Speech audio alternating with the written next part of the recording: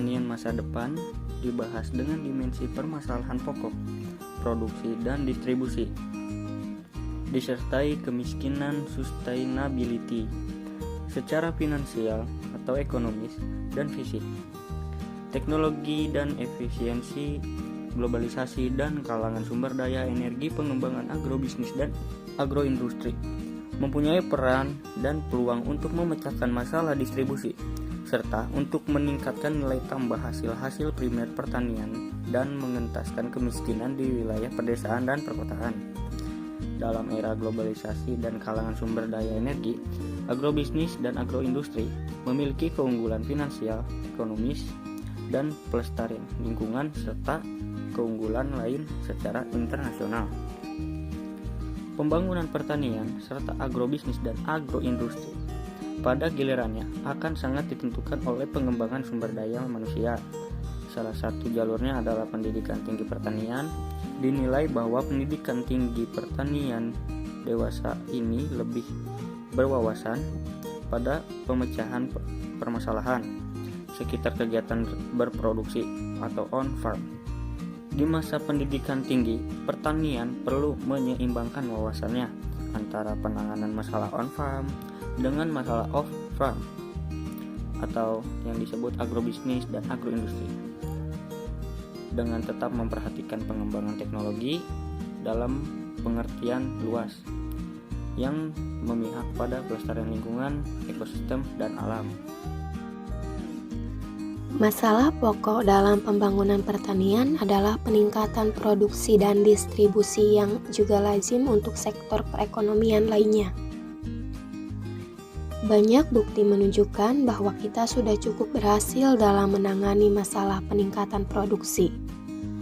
Salah satu contoh yang sangat jelas adalah keberhasilan negara kita dalam swasembada beras.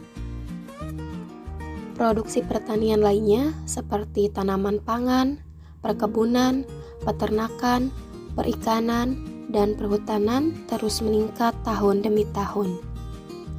Tetapi mengapa masih ada sebagian masyarakat di bagian lain bumi kita ini yang masih sangat terbatas bahan makanannya? Bahkan ada yang hampir mendekati kelaparan. Lalu apa masalahnya? Jelas itu adalah menyangkut masalah distribusi, dan ini merupakan bidang garapan agrobisnis dan agroindustri yang mampu memperpanjang jangkauan geografi dan beragam tingkat kesejahteraan masyarakat dari berbagai produk pertanian yang berlebih tersebut. Produk pertanian perlu sampai di berbagai lapisan masyarakat dalam mutu yang memadai dan harga yang terjangkau sesuai dengan tingkat daya beli berbagai lapisan tersebut.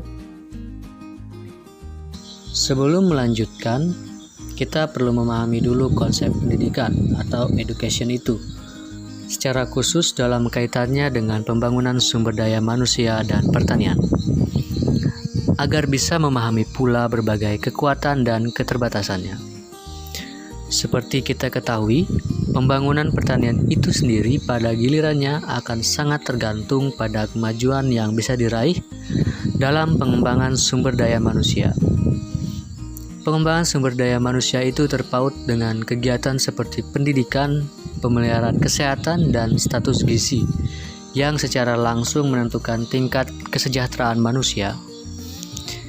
Pengembangan sumber daya manusia pada dasarnya adalah suatu proses pembentukan pengetahuan, keterampilan, kemampuan bekerja, dan pengembangan bakat dari semua orang dalam suatu masyarakat, menurut Harbison 1964. Ada yang mempertanyakan pula, apakah pendidikan bisa memperbaiki ketimpangan dalam pemerataan pendapatan?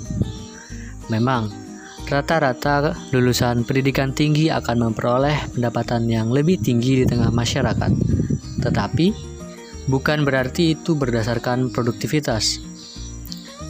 Lagi pula jumlah mahasiswa yang terdaftar pada tahun yang sama, sehingga yang lulus setiap tahunnya pun relatif sangat kecil. Di samping berbagai keraguan tersebut, secara khusus dalam lingkungan pendidikan tinggi pertanian, perubahan wawasan masih tetap diperlukan sesuai dengan berbagai dimensi permasalahan pertanian yang terus berkembang serta substansi agrobisnis dan agroindustri yang sejalan.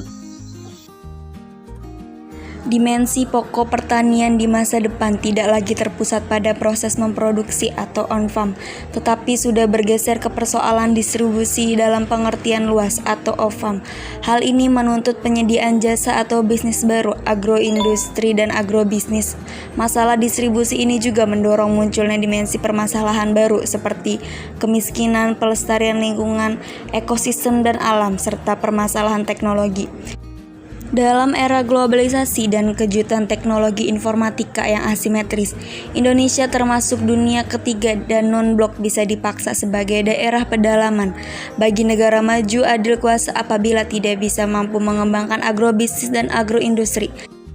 Dalam memperkuat penawaran kita di pasar internasional, dalam hal ini negara kita harus mengetahui dan menguasai kiat atau strategi kapan agrobisnis dan agroindustri kita memasuki dunia luar atau go internasional, dan kapan harus mengandalkan pasar dalam negeri.